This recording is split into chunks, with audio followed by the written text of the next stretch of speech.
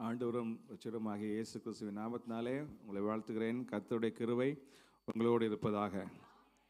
இன்று இந்தியா குடியரசு தினத்தை கொண்டாடி கொண்டிருக்கிறது. ஆனால் நாம் முடிவில்லாத ஆட்சியை தரும் அந்த ராஜாதி ராஜா கர்த்தாதி கர்த்தா இயேசு கிறிஸ்துவுடைய வருகையை நாம் எதிர்பார்த்து கொண்டிருக்கிறோம். ஆமென். குடியரசு என்றால் என்ன?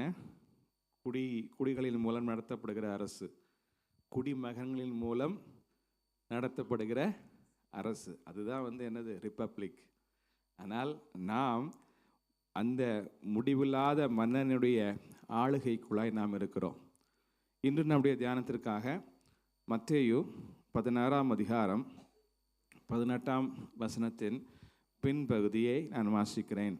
இந்த கல்லின் மேல் என் சபையை கட்டுவேன், பாதாளத்தின் வாசல்கள் அதை மேற்கொள்வதில்லை. I will build my church and gates of Hades will not prevail against it. பாருங்க, சபையை யார் கட்ட போறாரு? இயேசு கிறிஸ்து. ஆகவே ஊழியர்களாகிய எங்களால் சபையை கட்ட முடியாது. சபையை கட்டுவது கர்த்தராகிய இயேசு கிறிஸ்து. நாங்கள் வெறும் சிற்பாசாரிகள் மாத்திரம்தான். தேவாதி தேவன்தான் இந்த திருச்சபையை கட்டுகிற தேவனாக இருக்கிறார். ஏன் உங்களுக்கு இந்த செய்தியை பகிர்ந்து கொள்ள வேண்டும் என்று ஆண்டவர் விரும்புகிறார் என்றால், ஆண்டவரிடமிருந்து ஒரு தெளிவான வார்த்தையை கேட்டேன். Set my house in order. என்னுடைய சபையை என்ன செய்யணும்? ஒழுங்குக்குள்ளே கொண்டு வரணும். ஆகவே தான் நான் இந்த செய்தியை ஆண்டவர் எனக்கு பேசும்படியாக அனுமதித்தார். நம்ம சபைக்கு வரோம், ஆனால் இன்னும் சில பேருக்கு சபைனா என்னென்னு ஒரு சரியான ஐடியா கிடையாது. ஆங்கிலத்தில் சொல்லுவாங்க, சர்ச்சுக்கு கேத்தலிக் என்றாலும் அது ஒரு கூடுகையை குறிக்கும். டெம்பிள் ஆஃப் காட் சொல்லுவாங்க, tabernacle of God, assembly of God, church of God, தமிழில் சபைன்னு சொல்லுவாங்க. எல்லாம் சொன்னாலும் அதோடைய கிரேக்க பதத்தினுடைய என்ன சொல்கிறது என்றால் எக்லீசியா என்று சொல்கிறது. எக்லீசியா என்றால் a called out assembly, a called out ones. அதாவது வேறு பிரிக்கப்பட்ட ஜனம்தான் சபையை தவிர எந்த ஒரு டெனாமினேஷனோ அல்லது எந்த ஒரு கட்டடமோ எந்த ஒரு ஸ்தாபனமோ அது சபையாக மாற முடியாது. இத்தனை பேருக்கு புரிகிறது? சபைங்கிறது இங்கே இருக்கிற சேர் டேபிள் கிடையாது, ஏசி கிடையாது, பில்டிங் கிடையாது. இங்கே சேரில் உட்காந்துருக்கீங்களே, நீங்கள் தான் என்னது? தேவனுடைய பார்வையில் சபை. நீங்கள் தான் கர்த்தராகிய இயேசு கிறிஸ்து வரும்பொழுது எடுத்துக்கொள்ளப்பட போகிறீங்க. ஆகவே தேவனுடைய சபையாரே, இதை நன்றாக நீங்கள் கவனிங்க. நாம் யார்? தேவன் எப்படி இந்த சபையை ஸ்தாபித்தார்? நாம் எவ்வளவு தேவனுடைய பார்வையிலே முக்கியமானவங்க?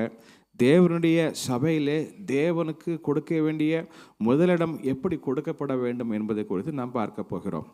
பழைய ஏற்பாட்டு சபை என்று சொல்லப்படுகிற அந்த இஸ்ரவேல் ஜனங்களை குறித்து நாம் பார்க்கும் பொழுது, அதற்கு முன்பாக கர்த்தர் ஆபிரகாமை அழைத்த பொழுது ஆபிரகாம் எப்படி கர்த்தரோடு அவன் உறவாடினான், எப்படி அவன் ஆராதனை செய்தான் என்றால் பலிபீடங்களை கட்டினான். ஆபிரகாம் கட்டினான், ஈசாக்கு கட்டினான், யாக்கோபு கட்டினான். பின்பு மோசேயுடைய காலத்திலே அது ஆசரிப்பு கூடாரமாய் மாறினது.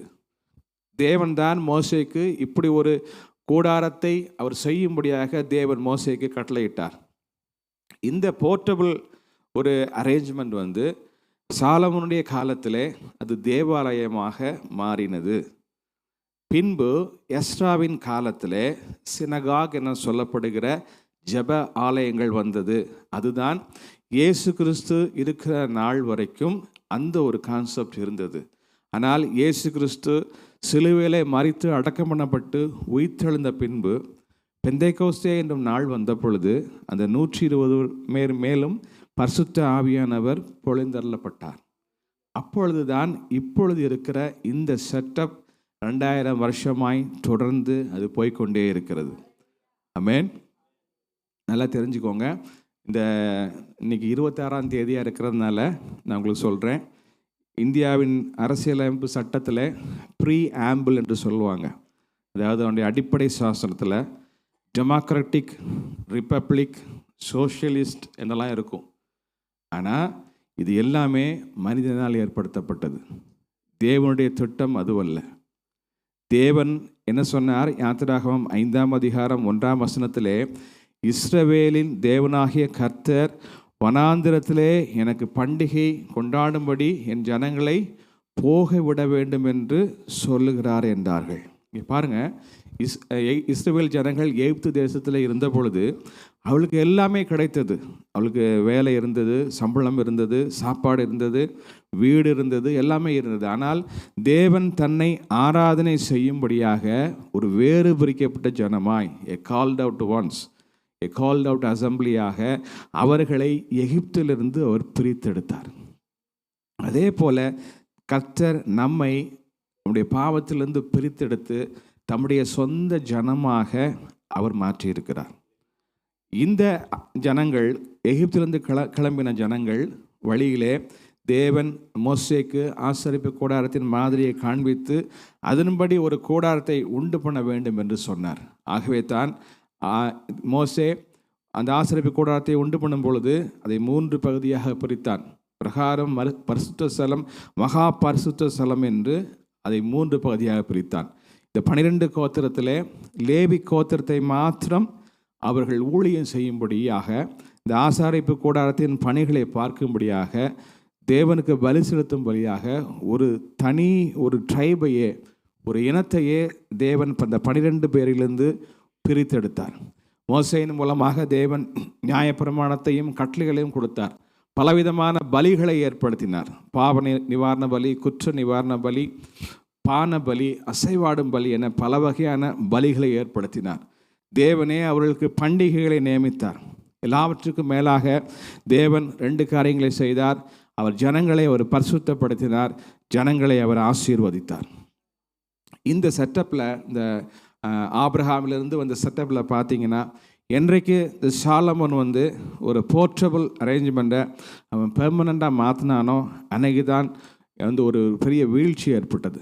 காரணம் என்னவென்றால், தாவீது தான் சொன்னால், நான் தந்தை கட்டில் இருக்கும் பொழுது நான் தேவனுக்கு ஒரு ஆலயத்தை கட்டணும் அப்படின்னு அவன் ரொம்ப ஆசைப்பட்டு அவனாக கட்டினான். அதே மாதிரி இஸ்ரவேல் ஜனங்களும் எங்களுக்கு ராஜா வேண்டும் என்று சாமுவேலிடம் போய் நச்சரித்ததினால் தேவன் அவர்களுக்கு ராஜாக்களை கொடுத்தார்.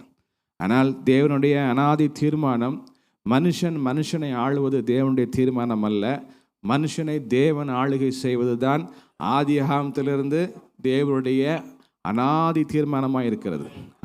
ஆகவே தான் இன்றைக்கு சபை மூலமாக தம்முடைய ஜனங்களை மட்டுமல்ல, தேசத்தையும் ஆளுவதற்கு தேவன் விரும்பி கொண்டே இருக்கிறார். ஆமென். அந்த காலத்தில், பழைய ஏற்பாட்டு காலத்தில் இந்த வேதம் எல்லாருடைய கைகளிலும் கிடையாது. இந்த வேதம் ஆசாரனுடைய கையிலே ஒரு காப்பி இருக்கும், அரசனுடைய கையிலே ஒரு காப்பி இருக்கும். மற்ற யாருக்கும் மோசேயுடைய நியாயப்பிரமாணம் என்ன என்பதை அவர்கள் வாசித்து அறிந்து கொள்ள முடியாது. வாசிக்கப்படும், அதை கேட்டு அறிந்து கொள்வார்கள். ஆனால் இந்த கிருபையின் காலத்தில் நம்முடைய எல்லாருடைய கைகளிலும் வேத புத்தகம் இருக்கிறது. ஆமென். தேவனுடைய எல்லா நியமங்களும், எல்லா நியாயங்களும், அவருடைய கட்டளைகள் எல்லாம் நம்முடைய கைகளிலே ஒவ்வொருவருக்கும் தேவன் கொடுத்திருக்கிறார். ஆகவே தேவனுடைய ஜனங்களே, சபை ஆராதனைக்கு வரும் பொழுது கட்டாயமாக எல்லாரும் வேத புத்தகத்தை கொண்டு வர வேண்டும். ஆமென்.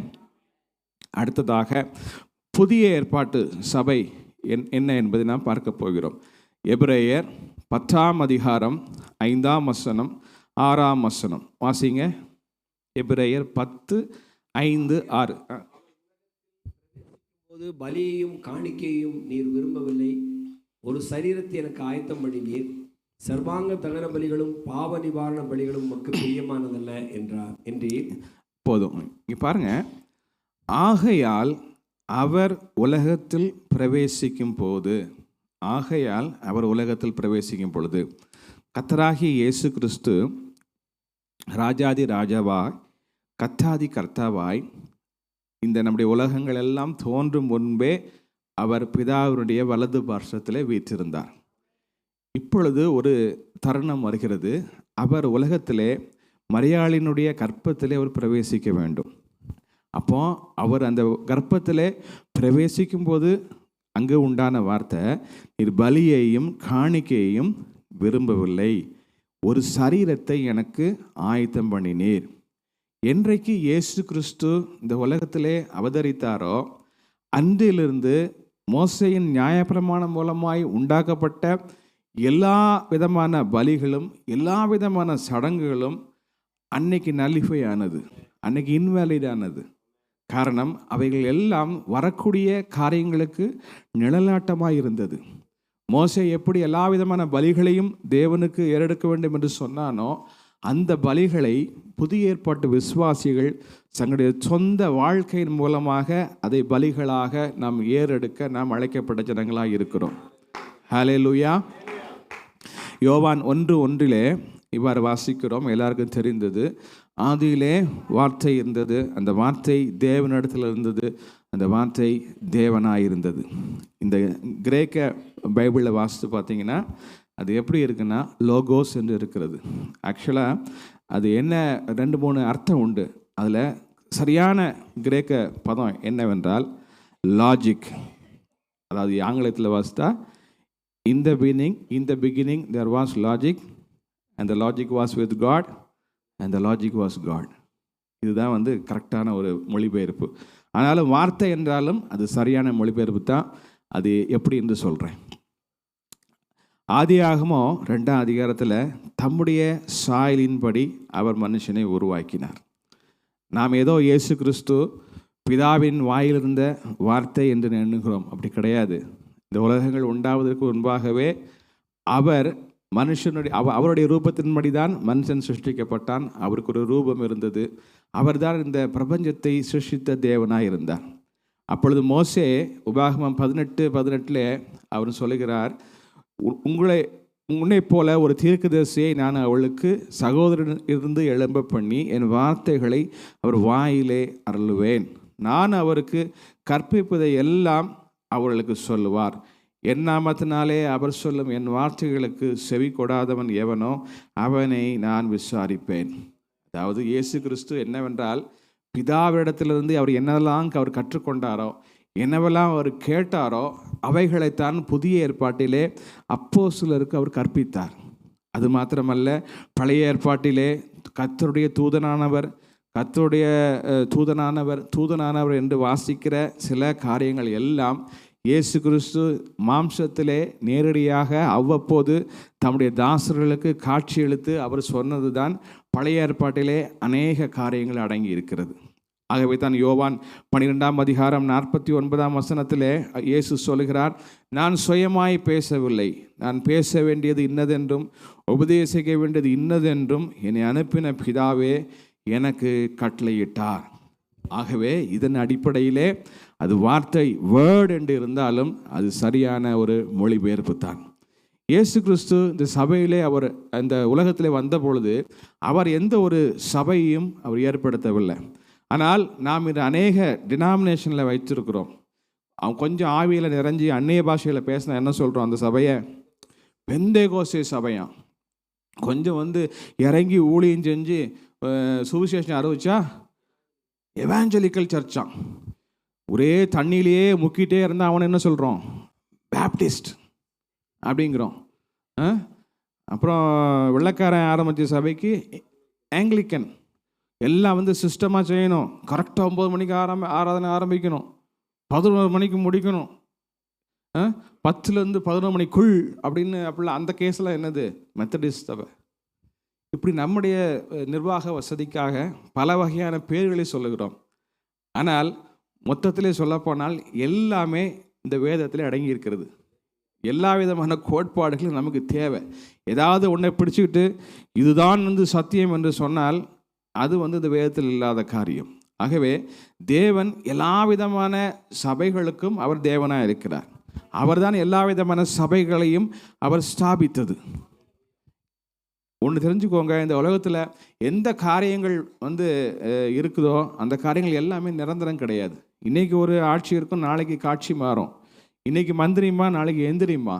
ஆனால் தேவனுடைய சபை என்றென்றைக்கும் நிற்கும். ஹல்லேலூயா. இந்த உலகங்கள் அழிந்து போனாலும், சூரிய சந்திரன் எல்லாம் சுருட்டப்பட்டாலும், வேறொரு புதிய உலகம் உண்டாக்கப்பட்டாலும், தேவனால் கழுவப்பட்ட ஜனங்கள் என்றைக்கும் அவருக்குள்ளாக வாழ்ந்து சுகித்திருப்பார்கள். ஆமென். ஆகவே இந்த புதிய ஏற்பாட்டு சபை ஏதோ மனுஷனுடைய மூளையின் மூலமாக, உலகத்தில் எத்தனையோ மதங்கள் அந்த காலகட்டத்தில் இருந்தது. 2000 வருஷத்துக்கு முன்பாக புத்த மதம் இருந்தது, ஜைன மதம் இருந்தது, அநேக விக்கிரக வழிபாடுகள் இருந்தது, கிரேக்கத்திலே அநேக விதமான காரியங்கள் இருந்தது. எல்லாம் இருந்தாலும் புதிய ஒரு மதத்தை உருவாக்க வேண்டும் என்று கர்த்தராகிய இயேசு கிறிஸ்து ஒரு மதத்தை உருவாக்கவில்லை. ஆனால் இன்று என்ன நடக்கிறது? சபையில் மக்கள் ரொம்ப ரொம்ப ரிலீஜியஸாக மாறிடுறாங்க. ஸ்பிரிச்சுவலாக இல்லை. ஒரு ஆராதனை குறித்து நம்ம கேட்டோம்.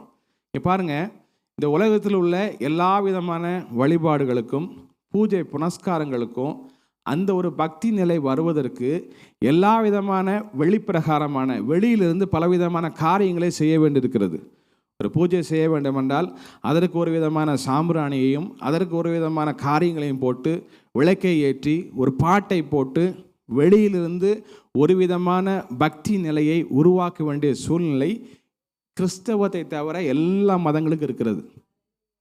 ஆனால் ஆவிக்குரிய சபை என்னவென்றால், வெளியிலிருந்து நம்மை தூண்டப்படுகிற காரியங்கள் நம்மை ஆண்டவருக்குள்ளாய் அதை ஆவிக்குள்ளாக மாற்றாது. நமக்குள்ளாய் இருந்து ஊற்றெடுக்கிற காரியங்கள் தான் நம்மை தேவனிடத்தில் கொண்டு போய் சேர்க்கும். ஹல்லேலூயா.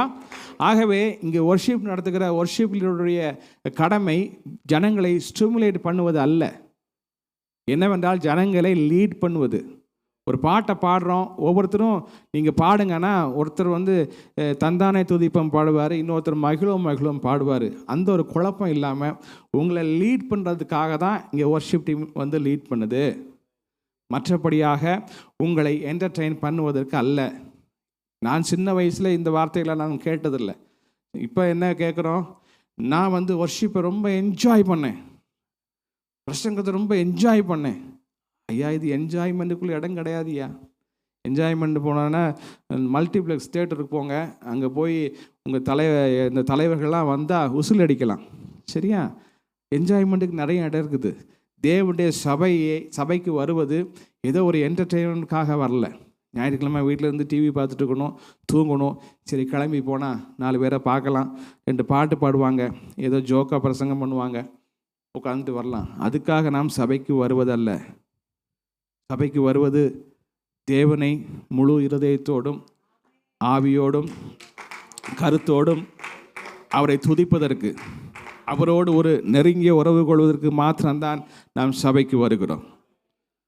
திரும்ப சொல்கிறேன், பழைய ஏற்பாட்டில் சபைனா அதுக்கு ஒரு ஆசரிப்பு கூட இருக்கணும், ஆசாரியன் இருக்கணும், அவனுக்கு ஒரு அட்டையர் இருக்கணும், ஒரு ட்ரெஸ் இருக்கணும். இதெல்லாம் இருந்தால் தான் ஆசரிப்பு கூடாரம். ஆனால் புதிய ஏற்பாட்டில் எப்படி சொல்லப்பட்டிருக்கிறது? 2-3 பேர்கள் என்னுடைய நாமத்தினாலே எங்கு கூடி இருக்கிறீர்களோ அவள் மத்தியிலே நான் இருக்கிறேன் என்று சொல்லியிருக்கிறார். ஆகவே சபை என்பது ஏதோ ஒரு 100 பேர் இருக்கிற அல்லது 1000 பேர் இருக்கிற ஒரு கூடுகை அல்ல. இங்கே சபையுடைய மெம்பர்ஷிப்புக்கும் ஃபெலோஷிப்புக்கும் உள்ள வித்தியாசத்தை தெரிஞ்சுக்கோங்க. இந்த உலகத்தில் எத்தனையோ பாரம்பரிய சபைகள் இருக்கிறது. அநேகர் பாரம்பரிய சபையிலேருந்து நீங்கள் வந்திருக்கலாம். மெம்பர்ஷிப் என்ன என்று கேட்டால், அந்த மாதம் சந்தா கட்டணும், அப்படி தானே? சந்தா எதுக்காக கட்டுறோம்? இல்லை, மெம்பர்ஷிப் கட்டுறதுக்கு ஒரு பின்னால் ஒரு அர்த்தம், ஒரு காரணம் இருக்குமல்லவா, உள்நோக்கம். சரியா? கல்யாணம் எங்கே நடக்கணும்? சபையில். அப்போ எத்தனை வருஷம் மெம்பர்ஷிப் கட்டிருக்காங்கன்னு பார்ப்பாங்க, அப்படி தானே? அப்புறம் அவங்க நடத்துகிற காலேஜ் ஸ்கூலில் உங்களுக்கு அப்பாயின்மெண்ட் வேணால் என்ன செய்யணும்? ஃபஸ்ட்டு என்ன பார்ப்பாங்க? மெம்பர்ஷிப் இருக்கான்னு பார்ப்பாங்க. அப்புறம் ஆள் கண்டம் போடணும், என்ன செய்யணும்? அதுக்கும் மெம்பர்ஷிப்பு எல்லாம் பழசெல்லாம் கட்டினா தான் செய்வாங்களாம் சில சபையில், கேள்விப்பட்டிருக்கேன். சரியா? இது சபையோட மெம்பர்ஷிப். இந்த ஒரு அடிப்படை இருக்கிறதுனால தான் உங்களுக்கு நாங்கள் மெம்பர்ஷிப் தரலை. சரியா? இது மெம்பர்ஷிப்பை வச்சு நீங்கள் கர்த்தருடைய பிள்ளைன்னு நம்ம சொல்லவே முடியாது. இங்கே என்னென்னா ஃபெலோஷிப். ஆமென். ஃபெலோஷிப், ஒரு ஐக்கியம். ஃப்ரெண்ட்ஷிப் கிடையாது. ஃப்ரெண்ட்ஷிப் கிடையவே கிடையாது. கிறிஸ்தவ வட்டாரத்தில் இந்த வார்த்தையை நீங்கள் இந்த வார்த்தையை உங்கள் டிக்ஷனரியிலேருந்து எடுத்து போடுங்க. ஃப்ரெண்ட்ஷிப் கிடையவே கிடையாது. 2 பேர் நீங்கள் ஆஃபீஸில் வேலை பார்க்குறீங்க. சரியா? ஒரு ஆவிக்குரிய மகனுக்கு மகளுக்கு நான் சொல்கிறேன், ஆஃபீஸில் வேலை பார்க்குறீங்க. ஒரு ஆண் பெண்ணுடைய பழகும்போது ஃப்ரெண்ட்ஷிப் உண்டாக முடியாது. அவங்க வந்து உங்களுக்கு கலீக் தான். காலேஜில் படிக்கிறீங்க, அவங்க வந்து உங்களுடைய என்னது கிளாஸ்மேட் தான். அது ஒரே நாளில் வேலைக்கு சேர்ந்தால் பேட்ச்மேட் தான். ஃப்ரெண்ட்ஷிப் கூட ஒரு தேவனுடைய பிள்ளைக்கு வந்து ஒரு அளவுக்கு மேலே இருக்க முடியாது. வேறு வார்த்தைகள் இல்லாததால் நம்ம ஃப்ரெண்ட்ஷிப்னு சொல்கிறோம். தேவன் என்ன சொல்கிறாரு? உலகத்தோடு என்ன செய்கிறது?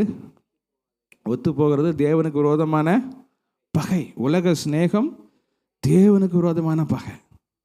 ஆகவே நாம் மற்ற ஜனங்களைப் போல ஒட்டி உறவாடி மற்றவர்களோடு பழக முடியவே முடியாது. ஆனால் அன்றைக்கி என்ன நடக்குதுன்னா, ஆவிக்குரிய சபையிலும் அநேகர் வந்து ஆராதனையை கூட ஒரு கல்யாணத்துக்காக மிஸ் பண்ணுறாங்க. ஒரு கல்யாணத்தை அட்டன் பண்ணுறது தான் உங்களுக்கு முக்கியம். தேவனுடைய ஆராதனைக்கு வருவது முக்கியமல்ல. இது எல்லாம் வந்து இந்த காலகட்டத்திலே அது மாற வேண்டும். பிரியமான தேவனுடைய ஜனங்களே, இந்த உலகம் ஒரு முடிவுக்கு நேராய் போய் கொண்டிருக்கிறது. முடிவுக்கு நேராய் போய் கொண்டிருக்கிறது. நீங்கள் உலக அரசியலை கவனித்து பார்த்தால் தெரியும். பிசாசு கடைசி காலமாக இருப்பதனால் எங்கெங்கோ அவன் கிரியை செய்கிறான். ட்ரம்ப்புடைய அந்த பதவியேற்பு விழாவிலே ஒரு அம்மா ஒரு பிசாசு பிரசங்கம் பண்ணுது. அது என்ன பிரசங்கம் பண்ணுது உங்களுக்கு சொல்ல விரும்பலை. ட்ரம்ப் அப்படியே மூஞ்சி கருகி போயிடுச்சு அவருக்கு.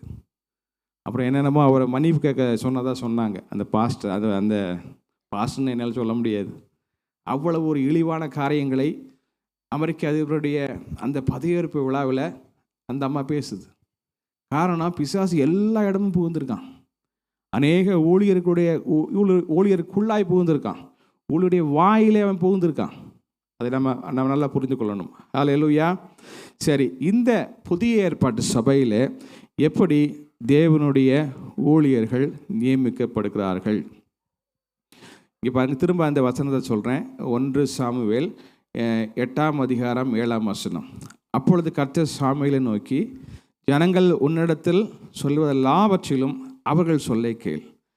அவர்கள் உன்னை தள்ளவில்லை, நான் அவர்களை ஆளாதபடிக்கு என்னைத்தான் தள்ளினார்கள்.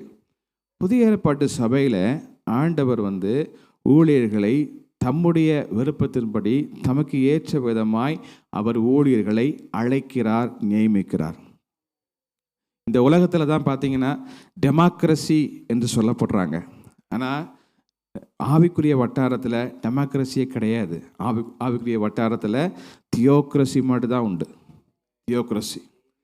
ஆகவே தான் இதை புரிந்து கொள்ளாதனால தான் அநேக பாரம்பரிய சபைகளிலே கமிட்டிகள் என்று வைத்திருக்கிறாங்க. கமிட்டிகள், அந்த கமிட்டி, சினாடு கமிட்டிகளாம் வச்சு அந்த கமிட்டிக்கு வந்து ஓட்டு போட்டு அவர்கள் தலைவர்களை தேர்ந்தெடுக்கிறாங்க. இந்த ஓட்டு போடுற சிஸ்டம் வந்து வேதத்தில் கிடையாது. அவங்க வந்து பரிசுத்த ஆவியானவர் ஊற்றப்படும் வரைக்கும் சரியாக வழிநடத்தப்படாததினால் சீட்டு போட்டாங்க. ஓட்டு கிடையாது, சீட்டு போட்டாங்க. ஆனால் இன்றைய புதிய ஏற்பாட்டு சபையிலே இன்னும் வந்து நம்ம எலெக்ஷனை வைக்கிறோம். எங்கள் ஊர் சைட்லலாம் பார்த்தீங்கன்னா எலெக்ஷனுக்கு போலீஸ் பாதுகாப்புலாம் தேவைப்படும். ஏன்னா அவங்க அடித்து பிடிச்சி சட்டையெல்லாம் கிழிச்சிருவாங்க. இன்றைக்கு வரைக்கும் நடந்துகிட்ருக்கு. அவ்வளவு இழிவான காரியங்கள் கர்த்தருடைய சபையிலே நடந்து கொண்டு இருக்கிறது. நான் திருநெல்வேலி கலெக்டரேட்டுக்கு என்னுடைய கன்னுக்காக போயிருந்தேன், ரெனிவலுக்காக போயிருந்தேன். அப்போ போகிறப்போ இன்னொருத்தர் வந்திருக்காரு. அப்போ அவர் சொல்கிறாங்க, இவர் அந்த சபையில் வந்து கமிட்டி மெம்பரான். கமிட்டி மெம்பருக்கு எதுக்கு கன்னு? பாருங்கள், இந்த மாதிரியே வந்து தேவனுடைய பிள்ளைகள் அல்லாதவர்கள் தேவனுடைய சபையினுடைய நிர்வாகத்திலே தலையிடுறாங்க. இது வந்து தேவனுடைய நியமம் அல்லவே அல்ல. தேவன் வந்து யாரை வந்து அவர் நியமிக்க விரும்புகிறாரோ அவர்களை அவர் நியமிக்கிறார். அதிகாரத்துக்கு எதிர்த்து நிற்கிறவன் தேவனுக்கு எதிர்த்து நிற்கிறான். யோவான் 18:33 இயேசுவை அவர் சிலுவையில் அறையும் முன்பாக அவர்கிட்ட கேட்டாங்க, நீ யூதருடைய ராஜாவா? 18:37 அவர் சொல்கிறாரு, ஆம், நீ சொல்லுகிறபடி நான் ராஜா தான். ஏனென்றால் அவர் இருந்தவரும் இருக்கிறவரும் வருகிறவருமாயிருக்கிறார். சங்கீதம் சொல்கிறது, அவருடைய ராஜரீகம் சகலத்தையும் ஆளுகிறது. கர்த்தராகிய இயேசு கிறிஸ்து சமஸ்த சபையின் சிரசாக இருக்கிறார். இயேசு கிறிஸ்து சிரசாக இருக்கும் பொழுது நாம் அவருடைய சரீரமாக இருக்கிறோம். பாருங்க, பிதாவாகிய தேவன் பரலோகத்திலே வீற்றிருக்கிறார். அவருக்கு வலது பார்சத்திலே கர்த்தராகிய இயேசு கிறிஸ்து எல்லாவற்றையும் ஜெயித்தவராய் நமக்காக அவர் விற்றிருக்கிறார். ஆனால் அவருடைய சரீரமாகிய சபை இந்த பூலோகத்தில் இருக்கிறது. தலை பரலோகத்தில் இருக்கிறது, சரீரம் எங்கே இருக்குது? பூமியில் இருக்குது. அப்போ எப்படி கண்ட்ரோல் பண்ணுறாங்க? ஆகவே தான் தேவன் இன்னொரு எக்ஸிக்யூட்டிவ் டைரக்டரை இந்த உலகத்தில் அனுப்பினார். யார்? பரிசுத்த ஆவியானவர். இயேசு கிறிஸ்து எதெல்லாம் செய்ய வேண்டும் என்று விரும்புகிறாரோ அந்த காரியங்களை இந்த பூமியில் இருக்கிற பரிசுத்த ஆவியானவர் ஆவியினால் ஏவி சபையிலே தான் விரும்புகிறதை அவர் செய்கிறார். எபிரேயர் 5:4 இவ்வாறு சொல்கிறது, மேலும் ஆரோனை போல் தேவனால் அழைக்கப்பட்டால் ஒழிய ஒருவனும் இந்த கனமான ஒழியத்திற்கு தானாக ஏற்படுகிறது இல்லை. பொதுவாக இந்த வசனத்தை இன்றைக்கும் ஆர்டினேஷனில் சொல்கிறாங்க. ஆனால் அதோடைய அர்த்தம் இது கிடையாது. சொல்கிறேன். பழைய ஏற்பாட்டில் தான் ஆரோனிக் கவனன்ட் உண்டு, இந்த ஆரோனிக் அனாயிண்டிங் உண்டு. பழைய ஏற்பாட்டில் தான். ஏனென்றால் அதே எபிரேயர் 5:6 வாசித்து பாருங்க. அப்படியே வேறொரு இடத்திலும் நீர் மெல்கிசேதேக்கின் முறைமையின்படி என்றைக்கும் ஆசாரியராய் இருக்கிறீர் என்று சொல்லியிருக்கிறார். நாங்கள் எல்லாம் ஆரோனுடைய நியாயப்பிரமாணத்தின்படி, ஆரோனுடைய அந்த வழிமுறையின்படி வந்தவர்கள் அல்ல. ஏனென்றால் பழைய ஏற்பாட்டிலே ஒரு பென்யமீன் கோத்திரத்தான் ஆசாரியனாக ஆக முடியாது. ஒரு ஆரோனுடைய குமாரன் தான் என்ன ஆக முடியும்? பாஸ்டர் ஆக முடியும். ஆனால் இந்த புதிய ஏற்பாட்டில் இயேசு கிறிஸ்து மெல்கிசேதேக்கின் முறைமையின்படி அவர் வந்தார். நாங்கள் எல்லாம் மெல்கிசேதேக்கின் முறைமையின்படி வந்திருக்கிறோம். ஆமென். ஏனென்றால் நானும் ஒரு மெல்கிசேதேக்கின் முறைமையின்படி வந்திருக்கிறேன். நான் ஒரு போதகரின் மகன் கிடையாது. ஆனால் எப்படி தேவன் அந்த அழைப்பை கொடுக்கிறார், எப்படி இயேசு கிறிஸ்து மெல்கிசேதேக்கின் முறைமையின்படி அந்த ராஜரீக ஆசாரிக அபிஷேகத்தை உடையவராய் இருந்தாரோ, அதே போல நாங்களும் இந்த மெல்கிசேதேக்கின் முறைமையின்படி நாம் அழைக்கப்பட்டிருக்கோம். தேவன் சபையிலே அவர் எப்படி ஊழியங்களை ஏற்படுத்துகிறார்? எபேசியர் 4:13 வாசிங்க.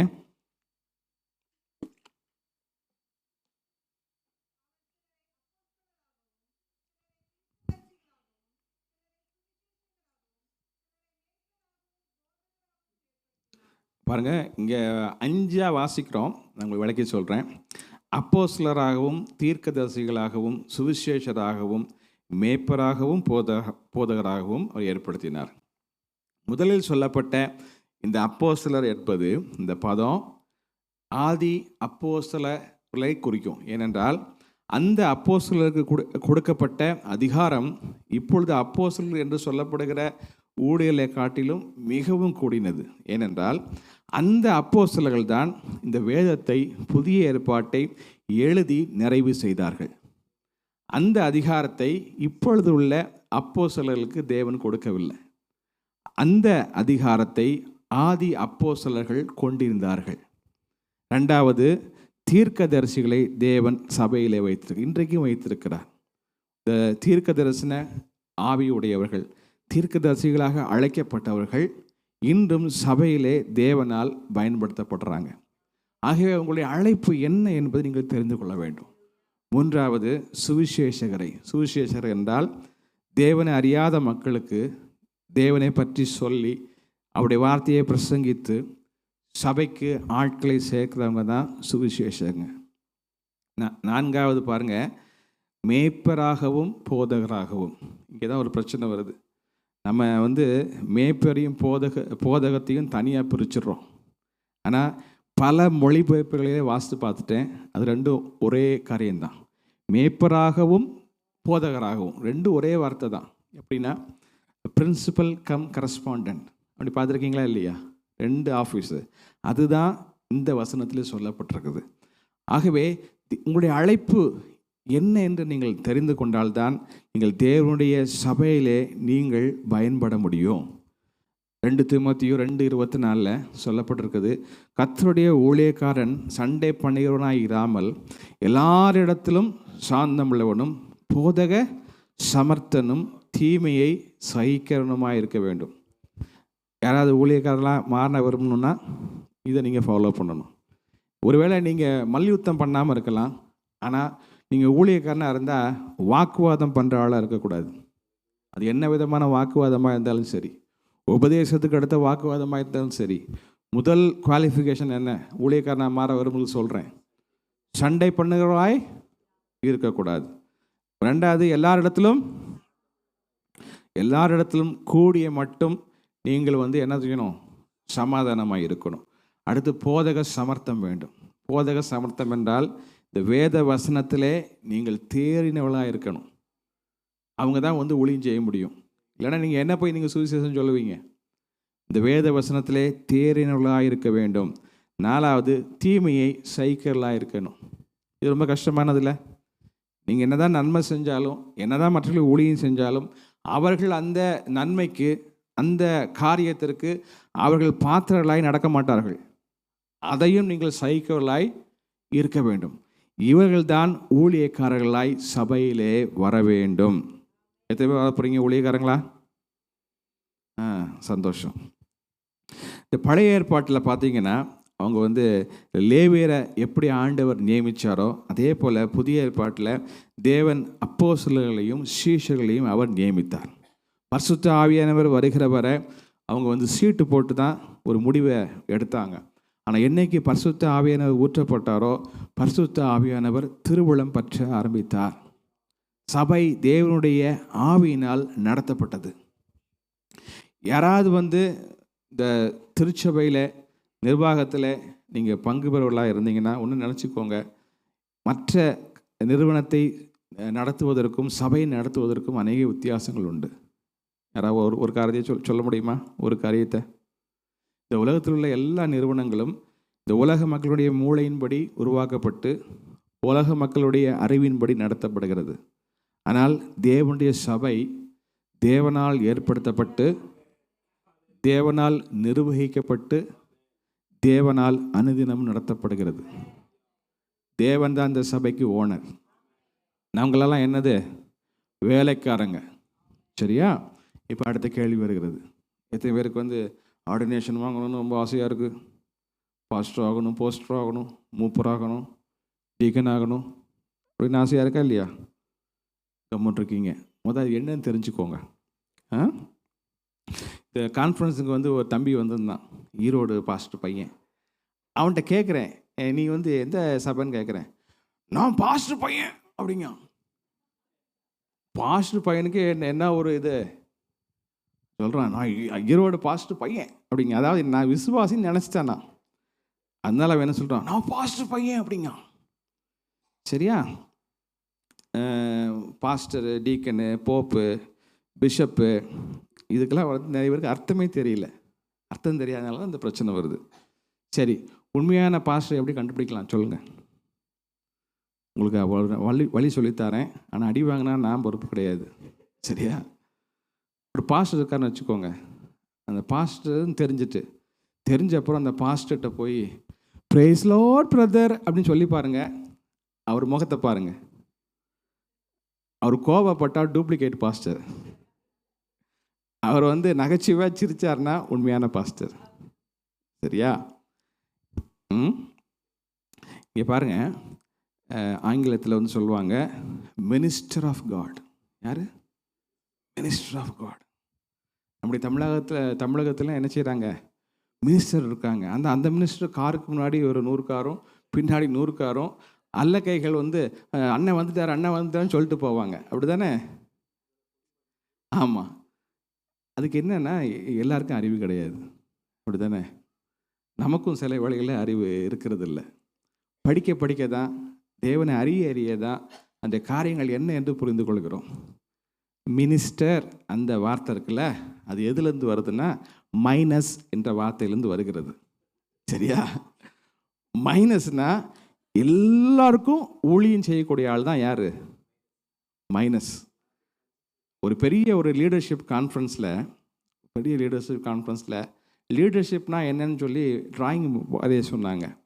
அவங்க எத்தனையோ பேர் டிராயிங் வரைஞ்சாங்க.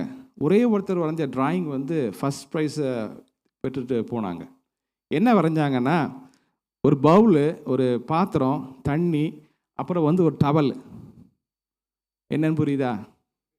இயேசு கிறிஸ்து தம்முடைய சீஷனுடைய கால்களை அதுதான் என்னது? லீடர்ஷிப். லீடர்ஷிப்புக்கும் லார்ட்ஷிப்புக்கும் வித்தியாசம் உண்டு. நல்லா தெரிஞ்சுக்கோங்க. நாங்கள் ஊழியர்களாகி நாங்கள் உங்களிடம் லார்ட்ஷிப்பை காண்பிக்கிறதில்லை, லீடர்ஷிப்பை காண்பிக்கிறோம். சரியா? சபைக்கு வந்து சீக்கிரம் வா, இல்லைன்னா ரோட்டில் அடிப்படை சாவ அப்படின்னு சொன்னால் அது வந்து லார்ட்ஷிப். இனிமேல் சபைக்கு வராது அப்படின்னு சொன்னான்.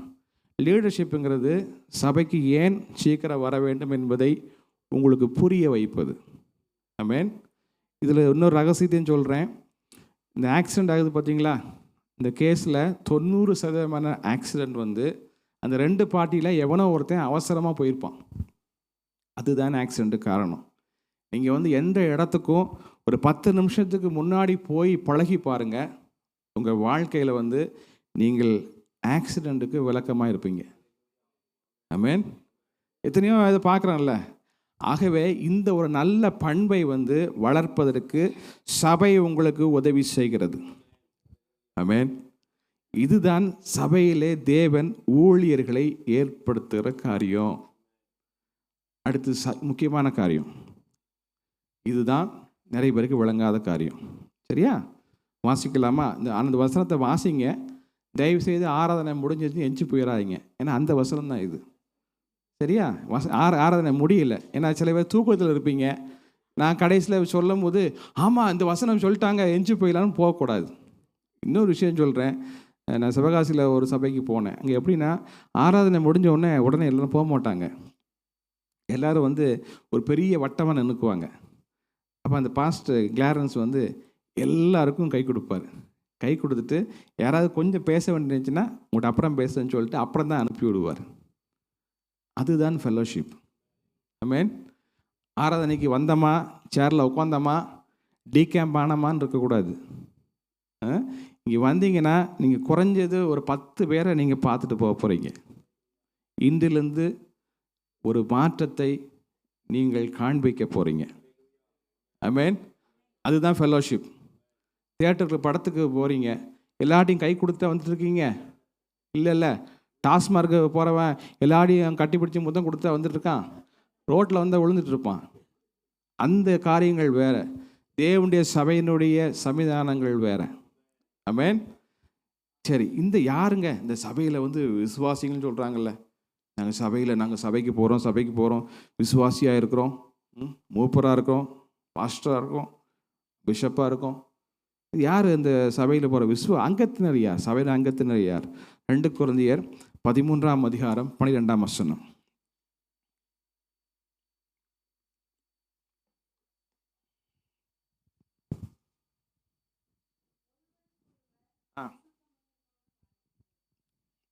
அதான் இருக்குது. 13:12. சரி, நம்ம வழக்கமாக இப்போ கொடுக்க பெனடிக்ஷன் தான். கர்த்தராகிய இயேசு கிறிஸ்துவினுடைய கிருபையும் தேவனுடைய அன்பும் பரிசுத்த ஆவியினுடைய ஐக்கியமும் உங்கள் அனைவரோடும் கூட இருப்பதாக. 13:14. ஓகே, சரியா? உங்கள் அனைவரோடும் கூட இருப்பதாக. சரி, இது யார் வந்துங்க இந்த வசனம் வந்து யாருக்கு சொல்கிறோம்? இந்த பெனடிக்ஷனை, இந்த ஆசீர்வாதத்தை யாருக்கு சொல்கிறோம்? சபை விசுவாசிகள் சொல்கிறோம். நல்லா கேட்டுக்கோங்க. இந்த வசனத்தை நான் விளக்கி சொல்ல போகிறேன். இவங்க தான் சபையினுடைய அங்கத்தினர். நல்லா தெரிஞ்சுக்கோங்க. இந்த வசனத்துக்கு யாரெல்லாம் உட்படுறாங்களோ, இந்த வசனத்துக்கு யாரெல்லாம் உட்பட விரும்புகிறாங்களோ அவங்க தான் சபையினுடைய அங்கத்தினர். முதலாவதாக ஒரு காரியத்தை நம்ம எடுத்துக்கொள்ளலாம். பிதாவாகிய தேவனுடைய அன்பு. பிதாவாகிய தேவனுடைய அன்பும் வேதத்தில் பார்த்தீங்கன்னா பிதா அப்படின்னு கூப்பிடுறதுக்கு ஒரே ஒரு குவாலிஃபிகேஷன், இயேசு கிறிஸ்துவுடைய இரத்தத்தினால் கழுவப்பட்டவர்கள் மாத்திரம்தான் அவரை பிதாவென்று கூப்பிட முடியும். வேதம் ஒரு நாளும் இந்த உலகத்தில் உள்ள எல்லா ஜனங்களுக்கும் அவர் பிதாவென்று சொல்லவே இல்லை. உங்கள் பைபிளில் சொல்லியிருக்கா? இந்த வாசுதேவாயா குடும்பம்லாம் சொல்கிறாங்கல்ல, அதெல்லாம் கிடையாது. இங்கே ஒருத்தன் வந்து பிதாவாகிய தேவனை பிதான்னு அழைக்க வேண்டும் என்றால் அவன் கர்த்தராகிய இயேசு கிறிஸ்துவினுடைய இரத்தத்தினால் கழுவப்பட்டிருக்க வேண்டும். அவன் மாத்திரம்தான் பிதாவே என்று அவன் கூப்பிட முடியும். அந்த ஆவி, சரியா? இயேசு கிறிஸ்து இந்த உலகத்தில் வாழ்ந்த போது கூட நீங்கள் புதிய ஏற்பாட்டை ஆழமாக வாசித்து பார்த்தீங்கன்னா, அவர் ஒரு நாளும் நம்முடைய பிதா என்று அவர் சொல்லவே இல்லை. என்னுடைய பிதாவின் இடத்திற்கும் உங்களுடைய பிதாவின் இடத்திற்கும் நான் ஏறி போகிறேன். நல்ல வாசி பார்த்தீங்கன்னா தெரியும். ஏன்னா அவர் சொல்கிற என்னுடைய பிதான் அந்த நிலைமைக்கு நம்ம இன்னும் வரலை, வந்து கொண்டு இருக்கிறோம். இந்த வசனத்தை விளக்கி சொல்ல போகிறேன், நல்லா கேளுங்க. யார் சபையுடைய அங்கத்தினர் என்றால், எவர்கள் பிதாவுடைய அன்புக்கு பாத்திரமாக இருக்கிறாங்களோ அவங்க தான் இந்த சபையினுடைய மெம்பர்ஸ். யோவான் 1:12 சொல்கிறது, அவருடைய நாமத்தின் மேல், அதாவது இயேசு கிறிஸ்துவின் நாமத்தின் மேல் விசுவாசம் உள்ளவர்களாகி அவரை ஏற்றுக்கொண்டவர்கள் எத்தனை பேர்களோ அத்தனை பேர்களும் தேவனுடைய பிள்ளைகள் ஆகும்படிக்கு அவர்களுக்கு அதிகாரம் கொடுத்தார். அப்போது இந்த பிதாவேன் கூப்பிடக்கூடிய அதிகாரம் யாருக்கு வருகிறது என்றால், கர்த்தராகிய இயேசு கிறிஸ்துவை தம்முடைய வாழ்க்கையிலே சொந்த இரட்சகராகவும் ராஜாவாகவும் ஏற்றுக்கொண்டவர்கள் மாத்திரம்தான் அவரை பிதாவே என்று கூப்பிட முடியும். ஆகவே பரமண்டலத்தில் எங்கள் பிதாவே என்று ஒருவன் கூப்பிட வேண்டுமென்றால், கூப்பிட முடியும் என்றால், அவன் இயேசு கிறிஸ்துவின் இரத்தத்தினால் அவன் கழுவப்பட்டிருக்க வேண்டும். ஏனென்றால் இந்த 13ஆம் வசனம் சொல்கிறது, அவர்கள் இரத்தத்தினாலாவது மாம்ச சிந்தையிலாவது புருஷத்தினுடைய சித்தத்தினாலாவது பிறவாமல் தேவனாலே பிறந்தவர்கள். ஒவ்வொரு மனுஷனும் பிறப்பதற்கும் இந்த உலகத்திலே ஒரு தகப்பன் உண்டு. ஆனால் எவர்கள் தேவனுடைய இரத்தத்தினால், எவர்கள் இயேசு கிறிஸ்துவின் இரத்தத்தினால் கழுவப்பட்டு பாவ மன்னிப்பை அடைந்து கொள்கிறார்களோ அவர்கள் தேவனுடைய பிள்ளைகள் ஆகும்படிக்கு அவர் அதிகாரம் கொடுக்கிறார். ஆகவே ஒரு சபையினுடைய மெம்பர்ஷிப் என்பது ஒரு சகோதரனோ ஒரு சகோதரியோ அவர்கள் எல்லா விதமான அடிமைத்தனத்திற்கும் விலக்கமாக இருக்கிறார்களோ சுயாதீனமாக இருக்கிறார்களோ அவர்கள்தான் தேவனுடைய குமாரனும் தேவனுடைய குமாரத்திகளும். நீங்கள் எகிப்திலே இருக்கிற வர, எகிப்தின் வழிபாடுகளை பின்பற்றுகிற வர, எகிப்தின் காரியங்கள் உங்கள் வாழ்க்கையில் இருக்கிற வர நீங்கள் தேவனுடைய பிள்ளைகள் ஆகவே முடியாது. எவன் தன்னுடைய வாழ்க்கையிலே எந்த விதமான அடிமைத்தனத்திற்கும், பாவத்திற்கோ சுயத்திற்கோ எந்த விதமான அடிமைத்தனத்திற்கும் அடிமைப்படாமல் சுயாதீனனாய் இருக்கிறானோ அவனே தேவனுடைய புத்திரன் என்றும் புத்திரிகள் என்றும் அழைக்கப்படுறாங்க. எபேசியர் 3:14-15 வாசிங்க. எபேசியர் 3:14-15.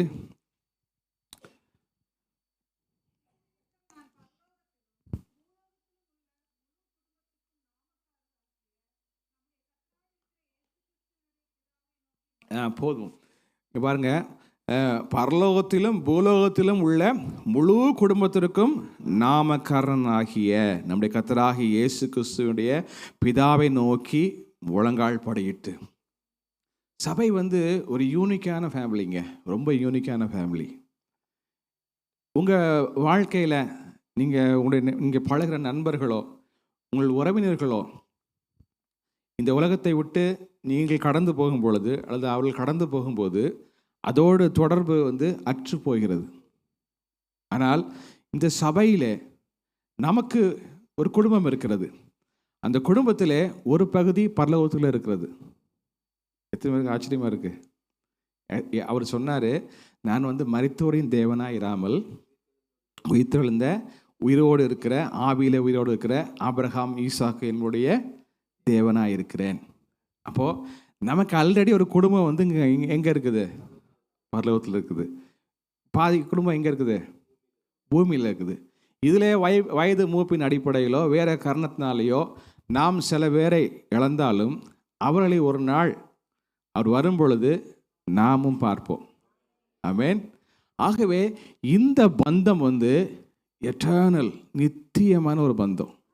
சபையில் நான் சொல்கிறேன், அவ்வளோதான்.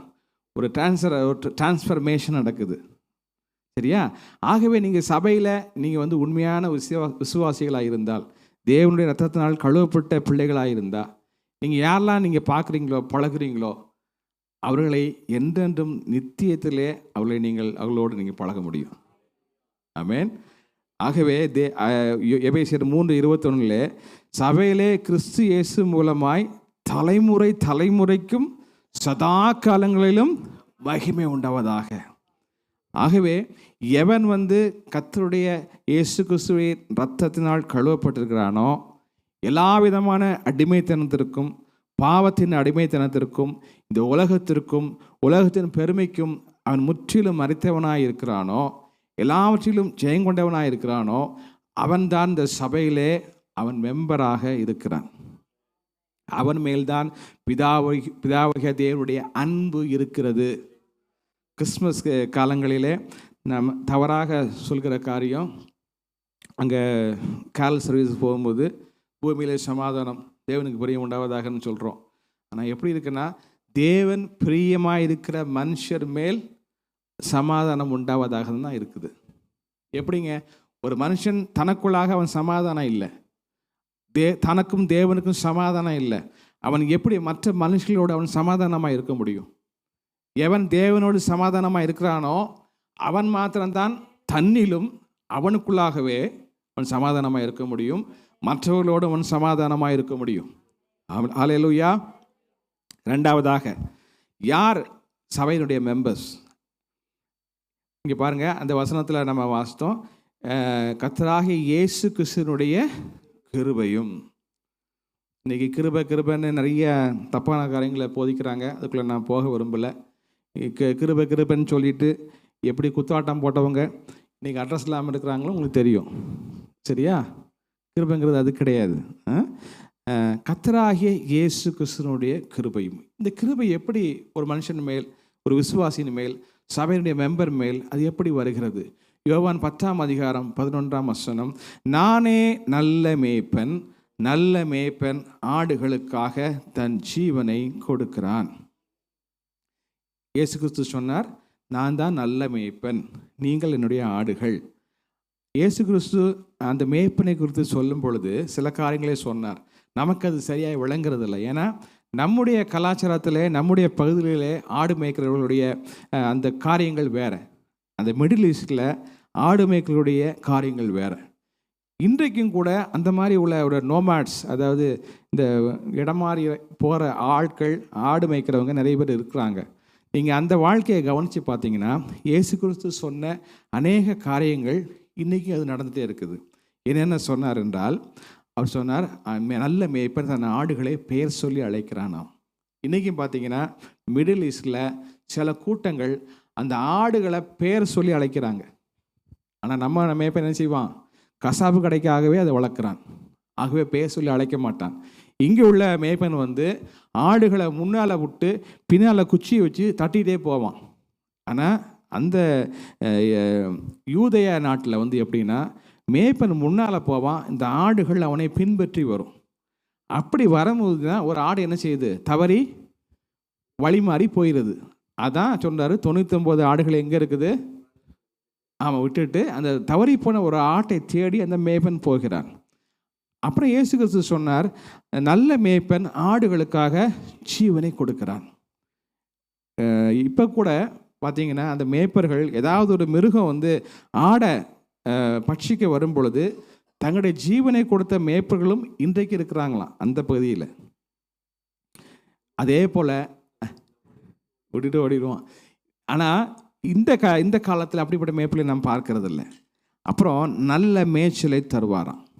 இதுதான் ஒரு மேய்ப்பினுடைய குவாலிஃபிகேஷன் நம்முடைய வேதத்தின் அடிப்படையில்.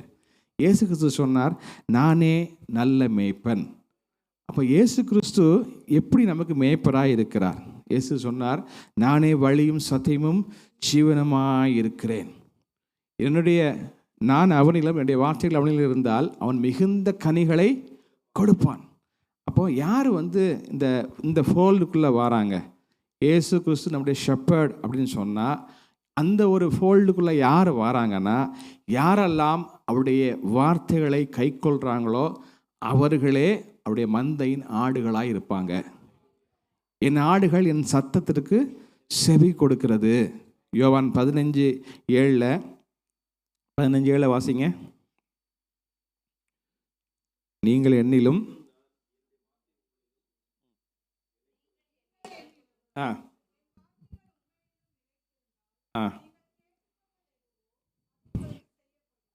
நீங்கள் என்னிலும் என் வார்த்தைகள் உங்களிலும் நிலைத்திருந்தால் நீங்கள் கேட்டுக்கொள்வது எதுவோ அது உங்களுக்கு செய்யப்படும்.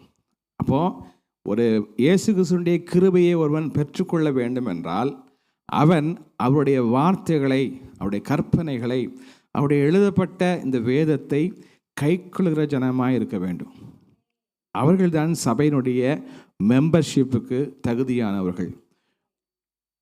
யோவான் 15:10 சொல்லப்பட்டிருக்கு,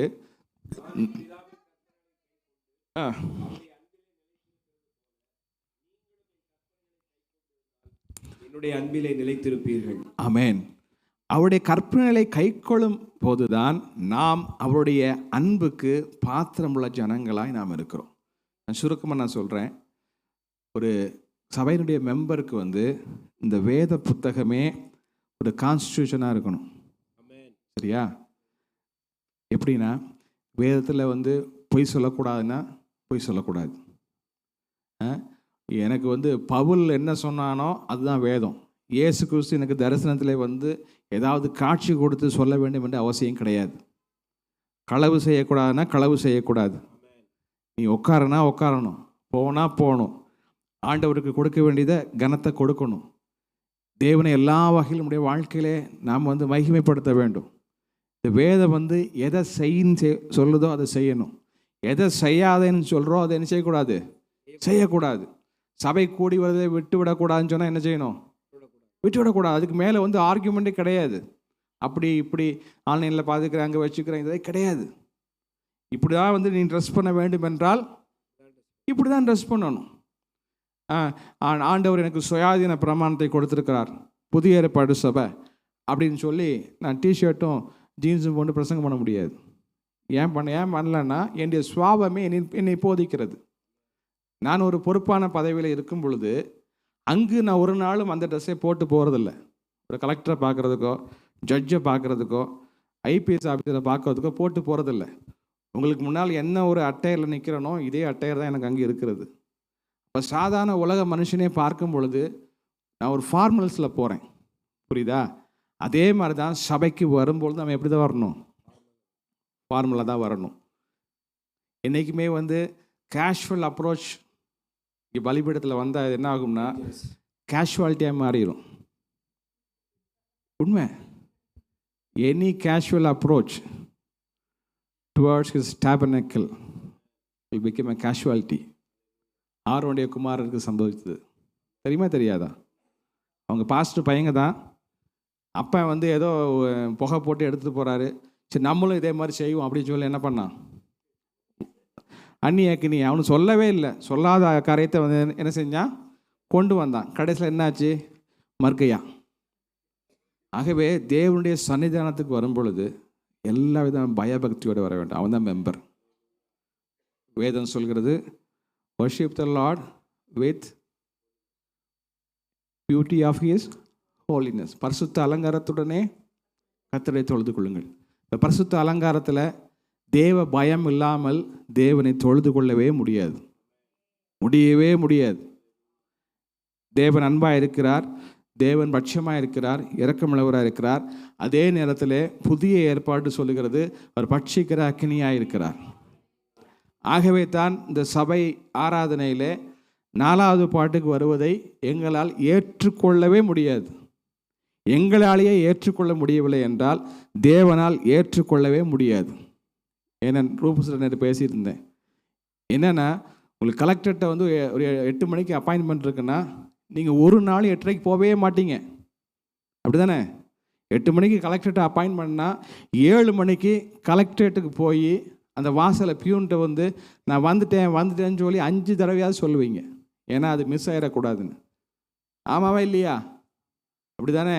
அதே போல் தேவனுடைய சன்னிதானத்தில் அவருடைய கிட்டி சேருகிறவன், தேவன் உண்டென்று விசுவாசிக்கிறவன் அந்த பயத்தோடே தேவனிடத்தில் சேர கடவன். ஆமென். யாருங்க மெம்பர்ஷிப் எடுக்க முடியும்? தேவனுடைய அன்புக்கு பாத்திரமாக இருக்கிறவங்க. யார் தேவனுடைய அன்புக்கு பாத்திரமாக இருக்கிறவங்க? இயேசு கிறிஸ்துவின் ரத்தத்தினால் கழுவப்பட்டு எல்லா விதமான அடிமைத்தனத்திற்கும் நீங்களானவர்கள் மாத்திரம்தான் சபையிலே மெம்பராக இருக்க முடியும். 2வது யார் மெம்பராக இருக்க முடியும்? இயேசு கிறிஸ்துடைய மந்தையிலே யாரெல்லாம் அடைக்கலமாக இருக்கிறாங்களோ, அவருடைய வார்த்தைகளை தங்களுடைய வாழ்க்கையிலே கற்பனைகளாக வேதமாக கைக்கொள்கிறாங்களோ அவர்கள் மாத்திரம்தான் சபையில் மெம்பராக இருக்க முடியும். மூன்றாவது, யார் மெம்பராக இருக்க முடியும்? என்ன வாசித்தோம்? அதில் பரிசுத்த ஆவியினுடைய ஐக்கியமும். யோவான் 14:16 உங்களுடனே கூட இருக்கும்படியாக சத்திய ஆவியாகிய வேறொரு தேற்றவாளனை அவர் உங்களுக்கு தந்தருளுவார். எதுக்குங்க இன்னொரு தேற்றவாளன்? ஏற்கனவே ஒரு தேற்றவாளன் வந்து நமக்காய் சிலுவையிலே அறையப்பட்டு 3ஆம் நாளில் உயிர்த்தெழுந்து அவர் பரமேறி போனார். அவர் பரமேறி போன பின்பு நம்மோடு இருக்கும்படியாக பரிசுத்த ஆவியானவரை பிதாவாகிய தேவன் அனுப்பினார். ரோமர் 8:9 சொல்கிறது, தேவனுடைய ஆவி உங்களில் வாசமாயிருந்தால் நீங்கள் மாம்சத்திற்கு உட்பட்டவளாக இராமல் ஆவிக்கு உட்பட்டவளாக இருப்பீர்கள். கிறிஸ்துவின் ஆவி இல்லாதவன் அவருடையவன் அல்ல. மூன்றாவது, இந்த ஒரு நிலைமைக்குள்ளாக, இந்த ஒரு அனுபவத்துக்குள்ளாக ஒவ்வொரு மெம்பரும் ஒவ்வொரு விசுவாசியும் வர வேண்டும். எப்படி நாம் இயேசு கிறிஸ்துவை ஏற்றுக்கொண்டு நம்முடைய பாவங்களை மன்னிக்கப்பட்டு நாம் அவருடைய பிதாவாகிய தேவனுடைய பிள்ளைகளாய் மாறுகிறோமோ, அதே போல் ஒரு மனுஷன் பரிசுத்த ஆவியினால் நிரப்பப்பட்டு அவன் தேவனால் நடத்தப்படுகிற ஒரு வாழ்க்கையை அவன் வாழ வேண்டும். வேதம் சொல்கிறது, சாவுக்கு ஏதுவான நம்முடைய சரீரங்களை உயிர்ப்பிக்கிறவர் என்று சொல்கிறது.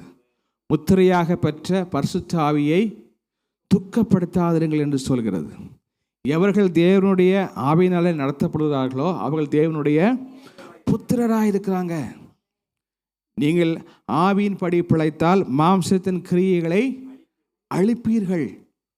அப்போது இந்த உலகத்தில் ஒரு மனுஷன் சபையில் மெம்பராக இருக்கிறான்னா அவனால் ஏன் ஒரு ஜெயமான வாழ்க்கையை வாழ முடியவில்லை என்றால், தேவனுடைய ஆவியினால் நடத்தப்படுகிற ஒரு வாழ்க்கையை வாழாததினால்தான் அவன் தோற்று போகிறான். எவர்கள் தேவனுடைய ஆவியினால் தங்களுடைய அனுதின வாழ்க்கையில் ஒவ்வொரு நடையிலும் ஒவ்வொரு அடியிலும் நடத்தப்படுறாங்களோ அவர்கள் தேவனுடைய புத்திரராக இருப்பாங்க. அதுதான் ஃபெலோஷிப். அதுதான் ஃபெலோஷிப். இங்கே பாருங்கள், கம்யூனியன் எடுக்கிறோம். இந்த கம்யூனியனில் 2 விதமான கருத்துக்கள் உண்டு. ஒன்று, கம்யூனியன் எடுக்கிறதுக்கு என்ன குவாலிஃபிகேஷன் வேணும்? ரட்சிக்கப்பட்டிருக்கணும், அப்புறம் ஞானஸ்தானம் பெற்றிருக்கணும். ஆனால் அது இந்த ரெண்டு மட்டுமே குவாலிஃபிகேஷன் கிடையாது. அது இல்லை. நம்ம கத்தோலிக்க சபைகளிலே இந்த இதை என்ன சொல்லுவாங்க, யுக்காரைஸ்ட்னு சொல்கிறாங்க, அப்படி தானே? யுக்ரைஸ்ட்.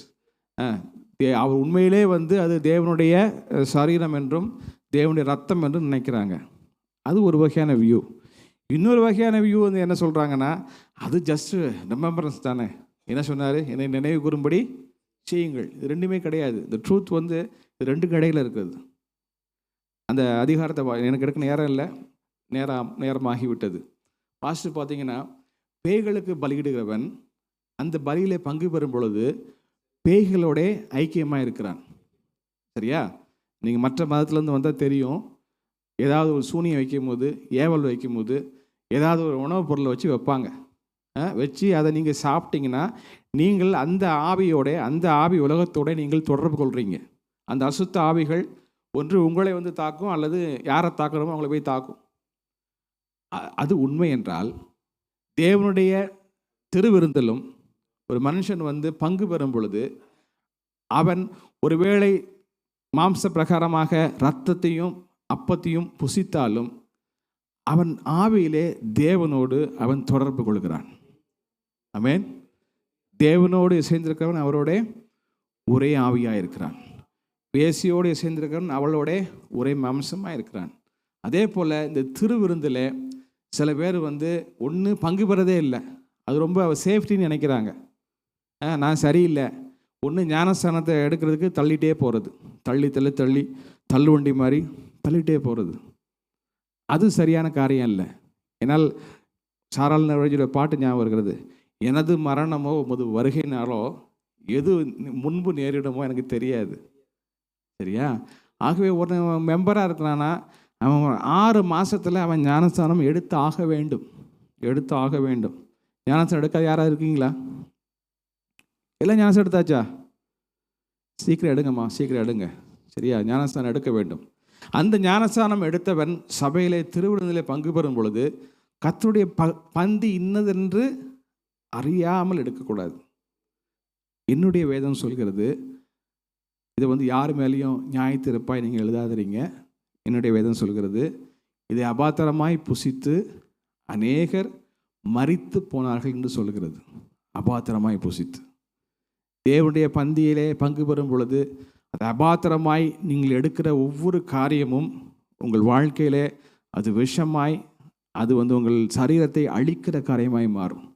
மாறாக அதை எல்லாவித பயத்தோடும் பக்தியோடும் நீங்கள் எடுக்கும் பொழுது அது ஜீவன் உள்ளதாய், அது ஆவி உள்ளதாய் இது மாறும். அப்போ யார் சபையில் மெம்பரு? தேவனுடைய அன்புக்கு பாத்திரமானவங்க. தேவனுடைய அன்புக்கு எப்படி பாத்திரமாக முடியும்? இயேசு கிறிஸ்துவின் ரத்தத்தினால் கழுவப்பட்டு பாவங்கள் எல்லா விதவிதமான அடிமைத்தனத்திலிருந்தும் விடுவிக்கப்பட்ட ஜனங்கள் தான் தேவனுடைய பிள்ளைகளாகும் அதிகாரத்தை கொடுத்தார். அடுத்து இயேசு கிறிஸ்துவின் கிருபை, அதைத்தான் உங்களுக்கு சொல்கிறோம். இயேசுடைய கிருபைனா என்ன? அவருடைய மந்தையிலே ஆடுகளாக இருப்பவங்க, அவருடைய சத்தத்திற்கு செவி கொடுப்பவங்க. லிட்ரலாக சொன்னால் இந்த வேதத்தை அப்படியே தங்களுடைய வாழ்க்கையில் ஒரு கான்ஸ்டியூஷனாக, இதையே நியமமாக லாவாக எடுத்துக்கொண்டு ஃபாலோ பண்ணுறவங்க தான் சபையிலே மெம்பராக இருக்க முடியும். மூன்றாவது, பரிசுத்த ஆவியினுடைய அந்த ஐக்கியத்தோடு இருக்கிறவங்க, அவங்க தான் சபையிலே மெம்பராக இருக்க முடியும். இந்த மூன்றிலும் நீங்கள் வளரும் பொழுது என்ன நடக்கிறது? அல்டிமேட்டாக ஓசியா 2:19, ஓசியா 2:19,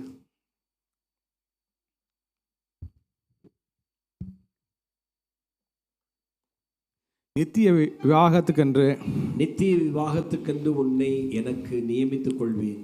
நீதியும் நியாயமும் கிருபையும் ஒழுக்கம் இரக்கமாய் உன்னை எனக்கு நியமித்துக் கொள்வேன். ஆமென். பழைய ஏற்பாட்டில் பாருங்க, நித்திய விவாகத்துக்கென்று உன்னை எனக்கு நியமித்துக் கொள்வேன். இந்த மூன்றிலும் நீங்கள் வளரும் பொழுது நீங்கள் அவருடைய மணவாட்டியாக உருவாக்கப்படுறீங்க. இது பழைய ஏற்பாட்டில் உள்ள காரியம் நினைக்கலாம். புதிய ஏற்பாட்டில் ஒரு வசனத்தை காண்பிக்க விரும்புகிறேன். 2 கொரிந்தியர் 11:2, நான் உங்களை கற்புள்ள கன்னிகையாக கிறிஸ்து என்னும் ஒரே புருஷனுக்கு ஒப்பு கொடுக்க நியமித்தபடியால் உங்களுக்காக தேவ வைராக்கியம் கொண்டிருந்தேன்.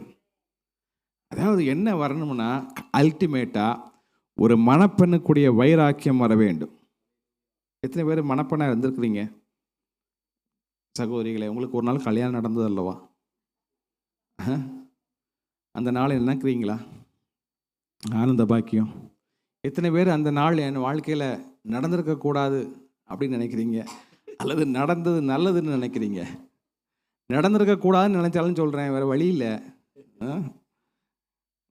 உங்களுடைய தெரிந்தெடுப்பு தேவனுடைய தெரிந்தெடுப்பாக இருந்தால் நிச்சயமாக அது ஆசீர்வாதம் உள்ளதாக இருக்கும். இங்கே பாருங்கள், 2 கொரிந்தியர் 11:2, கற்புள்ள கன்னிகையாக கிறிஸ்து என்னும் ஒரே புருஷருக்கு ஒப்பு கொடுக்க நியமிக்கப்பட்டபடியால் உங்களுக்காக தேவ வைராக்கியம் கொண்டிருந்தேன். ஹல்லேலூயா. அதாவது என்னன்னா, நல்ல கற்பனை பண்ணி பாருங்கள். உங்களுக்கு கல்யாணம், சரியா? கல்யாண நாள். கல்யாணத்துக்கு உங்களுக்கு வெள்ளை கவுன் போட்டிருக்கு.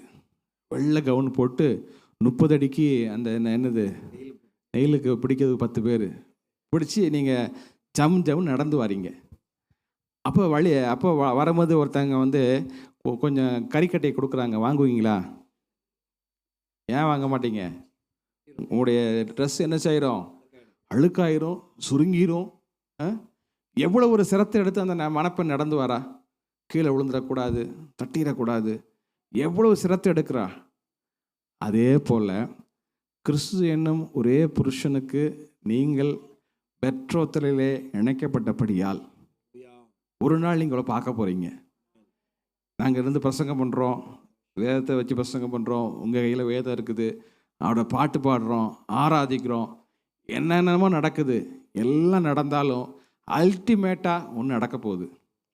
உங்களுடைய மரணமோ அவருடைய வருகைனாலோ அந்த நாளில் முகமுகமாய் அவரை சந்திக்க போகிறீங்க. ஆமென். அவரை சந்திக்க போகும் பொழுது அவருடைய குமாரனின் சாயலுக்கு ஒப்பாக மாறி அவரை போலவே நீங்க மாற போறீங்க. ஆகவே தான் வெளிப்படுத்தல் 19:9 ஆட்டுக்குட்டியானவருடைய கல்யாண விருந்துக்கு அழைக்கப்பட்டவர்கள் பாக்கியவான்கள் என்று எழுது. ஆமென். நிறைய பேர் எனக்கு ட்ரம்புக்கு அழைப்பு இல்லைன்னு கவலைப்படுறாங்க. அதோட ஒரு மேலான அழைப்பை சொல்கிறேன். நீங்கள் அந்த கல்யாண விருந்துக்கு அழைக்கப்பட்டவர்களாக இருந்தால் நிச்சயமாகவே நீங்கள் பாக்கியவான், நீங்கள் பாக்கியவதி. அவர்களைத்தான் நாம் கேட்டது போல விருந்து சாலைக்கு அழைத்து செல்கிறார். ஒரு போஜனம் உண்டு என்று இயேசு சொல்லுகிறார். இயேசு கொடுத்த அந்த போஜனத்தை நீங்கள் இந்த உலகத்திலே இந்த வசனத்தை நீங்கள் வாழ்க்கையிலே உட்கொள்வீர்கள் என்றால் நிச்சயமாக அந்த ஒரு விருந்திலே நீங்கள் பங்கு பெறுகிற ஜனங்களாக இருப்பீங்க. ஹல்லேலூயா. பிரியமான தேவனுடைய பிள்ளைகளே, இன்று உங்களோடு கூட தேவன் பேசியிருக்கிறார். ஒரு சபையினுடைய விசுவாசினா யாரு, ஒரு சபையினுடைய மெம்பர்னா யாருன்னு புரிஞ்சுக்கிட்டீங்களா? இவங்க தான் சபையினுடைய மெம்பரே ஒழிய மாதம் மாதம் சந்தா கொடுக்குறவங்களோ அல்லது ஆராதனை ஜஸ்ட்டு வந்துட்டு போகிறவங்களோ கல்யாணமோ மற்ற காரியங்களும் சபை மூலமாக யாரெல்லாம் நடத்திக்கிறாங்களோ அவங்க சபையினுடைய விசுவாசிகள் அல்ல, சபையினுடைய மெம்பர் அல்ல. ஹல்லேலூயா. நம்ம எல்லாம் கண்களை மூடலாம், எல்லாம் எழுந்து நிற்கலாம். உங்களே தயவு செய்து ஆராய்ஞ்சு பாருங்கள். நீங்கள் உண்மையிலே இந்த ஒரு மெம்பர்ஷிப்புக்குள்ளாக, இந்த ஒரு அனுபவத்துக்குள்ளாக நீங்கள் வந்திருக்கிறீங்களா? உங்கள் வாழ்க்கையிலே கர்த்தராகிய இயேசு கிறிஸ்து அவர் இன்றைக்கும் ராஜாவாக வீற்றிருக்கிறாரா? உங்களுடைய எல்லா விதமான அடிமைத்தனங்களுக்கும் நீங்கள் விளக்கமாக இருக்கிறீங்களா? உங்களுடைய எல்லா விதமான அடிமைத்தனங்களும் உங்களை விட்டு விலகி இருக்கிறதா? கிறிஸ்துவுக்கு வருவதற்கு முன்புள்ள அடிமைத்தனங்கள் இன்னும் உங்கள் வாழ்க்கையிலே பின்தொடர்ந்து வந்து கொண்டிருக்கிறதா? இன்னும் அந்த பொய் போகவில்லையா? இன்னும் அந்த ஒரு இச்சை போகவில்லையா? இன்னும் அந்த ஒரு திருட்டு போகவில்லையா? இன்னும் அந்த பொறாமை போகவில்லையா? இன்னும் அந்த வைராக்கியம் போகவில்லையா? தயவு செய்து தேவனால் பிரித்தெடுக்கப்பட்ட ஜனமே, called out assembly, separated people, இது உங்களுக்குள்ள ஒரு சுவாபம் அல்லவே அல்ல. தேவன் எல்லாவற்றிலிருந்தும் விடுதலையாக்கி உங்களை தேவனுடைய பிள்ளைகள் ஆகும்படியான அதிகாரத்தை கொடுக்க விரும்புகிறார். யாரெல்லாம் இன்னும் விடுதலை ஆகலையோ தேவன் இந்த நேரத்தில் உங்களை விடுதலை செய்ய விரும்புகிறார். குமாரன் உங்களை விடுதலை ஆக்கினால் மெய்யாகவே மெய்யாகவே நீங்கள் விடுதலை ஆவீர்கள். யாரெல்லாம் இன்னும் இந்த வேத வசனத்தை இன்னும் வாசிக்கலையோ, இந்த வேத வசனம் உங்கள் வாழ்க்கையில் பிரதிபலிக்கப்படலையோ, இன்றைக்கு ஒரு முடிவெடுங்க. ஆண்டவரே, உங்களுடைய கற்பனைகளையும் உங்களுடைய பிரமாணங்களையும் நான் வாசித்து அப்படி நான் செய்ய நான் ஆயத்தமாக இருக்கிறேன். அது என்ன ஒரு கடினமான காரியமாக இருந்தாலும் நான் என் வாழ்க்கையில் அவளை நான் செய்ய நான் முழு மனதோடு என்னை ஒப்புக் கொடுக்குறேன். ஆண்டவரே, வேதம் எது சரின்னு சொல்லுதோ அது எனக்கு சரி, வேதம் எது தப்புன்னு சொல்லுதோ அது எனக்கு தப்பு, அதுதான் என் குடும்பத்துக்கு சட்டம் அப்படின்னு இன்றைக்கி ஒரு முடிவெடுங்க. நீங்கள் இயேசு கிறிஸ்துவுடைய மந்தையுடைய ஆடுகளாக இருப்பீங்க. அடுத்ததாக யாரெல்லாம் இன்னும் பரிசுத்த வேண்டிய அபிஷேகத்தை, அந்த நிறைவை, அந்த நடத்துதலை நீங்கள் பெறாமல் இருக்கிறீங்களோ கர்த்தர் உங்களை நிரப்ப விரும்புகிறார். எல்லாவற்றாலும் நிரப்புகிறவர் கர்த்தர் உங்கள் வாயை நிரப்ப விரும்புகிறார். உன் வாயை விரிவாய் திற, அது நன்மையினால் நிரப்புவேன். எப்படி 120 மேல் தேவனுடைய ஆவியானவர் பிரித்தறியத்தக்கதான அக்னி நிழலாய், அக்னி ஸ்தம்பமாய் அவர் இறங்கினாரோ, அக்னி நாவாய் இறங்கினாரோ, அதே போல தேவன் உங்களையும் பாவிக்க விரும்புகிறார். எல்லாவற்றையும் அவர் செய்ய அவர் விரும்புகிறார். தேவன் உங்களை எல்லாவற்றையும் செய்து உங்களை தனக்கு ஏற்ற ஒரு மனவாட்டியாய் அவர் வரும் நாளிலே மகிழ்ச்சியோடு உங்களை சந்திக்க விரும்புகிறார். ஆண்டவர்கிட்ட சொல்லுங்க, நானே அந்த மோசேயுடைய ஆசரிப்பு கூடாரமாக இருக்கிறேன், நானே அந்த ஆசரிப்பு கூடாரமாக இருக்கிறேன். ஆண்டவரே, நீ பலியும் காணிக்கையும் விரும்புகிறதில்ல. ஆண்டவரே, என் வாழ்க்கையே ஒரு பலியாக ஒரு காணிக்கையாக அது இருக்க போகிறது, என்னை ஒப்புக் கொடுக்குறேன்னு சொல்லுங்க. ஆண்டவர்கிட்ட இன்னும் எத்தனை பேர் உங்கள் பழைய காரியங்களிலிருந்து விடுதலை பெறாமல் இருக்கிறீங்களோ, உங்களுடைய இடது கையை நெஞ்சில் வச்சு வலது கையை பரத்துக்கு நேராக உயர்த்தி, ஆண்டவரே, தேவனுடைய குமாரனே, தாவீதின் குமாரனை எனக்கு இறங்குன்னு சொல்லுங்கள். அவருடைய உதவி இல்லாமல் நீங்கள் எதையுமே மேற்கொள்ள முடியாது. அவருடைய ஒரு அருள் இல்லாமல் நீங்கள் ஒரு ஜெயாலியாக இருக்கவே முடியாது. ஆண்டவர்கிட்ட கேளுங்க. அவர் கூப்பிடுகிற காக்கை குஞ்சுக்கும் அவர் செவி கொடுக்குற தேவனாக இருக்கிறார். தம்மை நோக்கி கூப்பிடுவர்களுக்கு பதிலளிக்க தேவனாக இருக்கிறார். தேவன் உங்கள் ஆவி ஆத்மா சரீரத்திலே ஒரு விடுதலையோடு வாழக்கூடிய வாழ்க்கையை தான் தேவன் விரும்புகிறார், அதை வைத்திருக்கிறார். நாம் தான் சுதந்திரத்துக் கொள்ள வேண்டும். கர்த்தராகிய இயேசுவுடைய வார்த்தை உங்கள் வாழ்க்கையில் நிலைத்திருக்கணும். அப்பொழுது நீங்கள் மிகுந்த கனிகளை கொடுப்பீங்க, மிகுந்த கனிகளை கொடுப்பீங்க. எல்லா விதமான ஆவிக்குரியமான கனிகள் உங்கள் வாழ்க்கையிலே உண்டாகும். பரிசுத்த ஆவியுடைய அபிஷேகம் இருந்தால் தேவனால் நடத்தப்படுவீங்க. உலக அறிவினால் அல்ல, அனுபவத்தினால் அல்ல, தேவனுடைய ஆவியினால் நடத்தப்படுகிற ஒரு வாழ்க்கை ஆண்டவர் தருகிறார். ஹல்லேலூயா. எல்லாவற்றுக்கும் மேலாக உங்களை மாசற்றவர்களாய், ஒரு மாசு மறுவு இல்லாமல் நம்முடைய திருச்சன்னிதானத்திலே நிறுத்த விரும்புகிறார். அதற்கு ஏற்ற விதமாய் நம்முடைய வாழ்க்கையை இன்னைக்கு நம்ம சீராக நம்ம நடக்க பார்ப்போம். ஆண்டவருக்கு முன்பாக நம்முடைய வாழ்க்கையை நம்ம வைப்போம். யாரெல்லாம் சீராக நடக்காமல் இருக்கிறீங்களோ அவர்கள் சீராய் நேராய் நடப்பதற்கு தேவன் அருள் புரிவார்.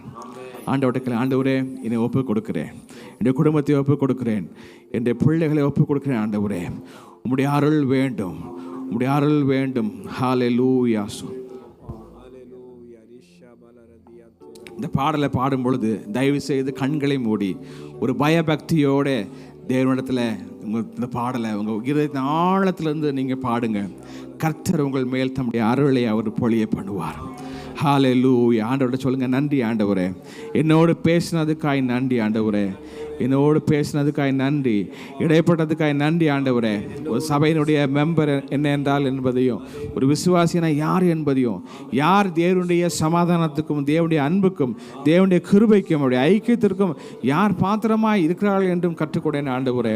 ஹல்லேலூயா. என் மேல் இறங்க ஆண்டவரே, அந்த அருள் என் மேல் பெய்யட்டும் ஆண்டவரே, அந்த என் மேல் பெய்யட்டும், தாராளமாக என் மேல் பெய்யட்டும் ஆண்டவரே. ஆண்டவரே ஒரு ஆசீர்வாதமான வாய்க்காலாய் மாற்றும். ஹல்லேலூயா. ஸ்தோத்திரம், ஸ்தோத்திரம், ஸ்தோத்திரம்.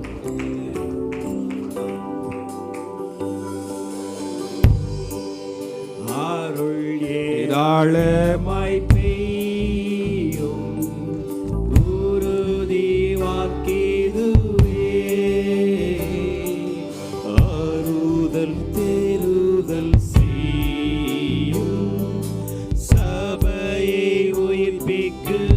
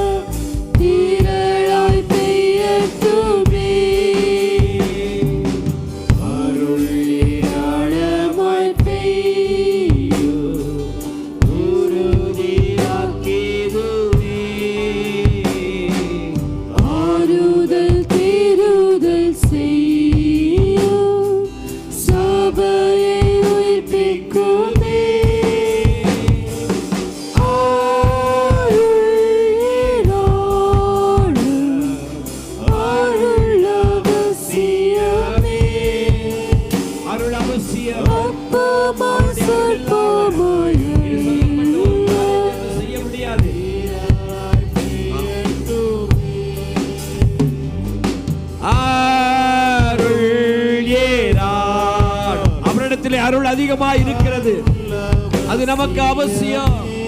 ஓ ஹல்லேலூயா. அற்பமாய் சொற்பமாய் அல்ல, திரளாய் பெய்யட்டுமே. அற்பமாய் சொற்பமாய் அல்ல, திரளாய் பெய்யட்டுமே. தேவ கிருபை பெருகி இருக்கிறது. இந்த நாளிலே நாம் தேவன் நம்மோடு கூட பேசின அந்த வார்த்தைக்கு நாம் அர்ப்பணிப்போம். அவருடைய சபையிலே வெற்றியுள்ள பிள்ளைகளாக, அவரோடு இசைந்தவர்களாக, அவரோடு ஐக்கியப்பட்டவர்களாக அந்த விருந்து சாலைக்குள்ள அவர் நம்மை அழைத்து செல்லுகிற உண்மையான மனவாட்டியாக நாம் அவரோடு இசைந்து நடக்க தேவன் நம் ஒவ்வொருவருக்கும் அனுகிரகம் செய்வாராக. ஹல்லேலூயா. நல்ல தகப்பனே, இந்த கர்த்தாவே பல்வெள்ளைக்காய் நன்றி செலுத்துகிறோம். எங்களோடு பேசி நம்முடைய வார்த்தைக்காக நன்றி தகப்பனே. உம்முடைய அன்புக்காக ஸ்தோத்திரம் ஆண்டவரே. உம்முடைய கிருபைக்காக ஸ்தோத்திரம் ஆண்டவரே. உம்முடைய அந்யோன்ய ஐக்கியத்துக்காக நாங்கள் உமக்கு நன்றி செலுத்துகிறோம் ஐயா. அவைகளை நாங்கள் இணைக்கப்பட்டவர்களாய் வாழ்வதற்கு எங்களுக்கு நீர் அனுகிரகம் செய்ய வேண்டும் என்று நாங்கள் ஜெபிக்கிறோம். இந்த பிள்ளைகளை நீர் ஆசீர்வதியும், இந்த மகிமைக்குள்ளே மறைத்துக் கொள்ளும். ரட்சகராய் இயேசு கிறிஸ்துவின் விலையேறப்பட்ட நாமத்தில் வேண்டிக் கொள்கிறோம் எங்கள் ஜீவனுடைய நல்ல பிதாவே.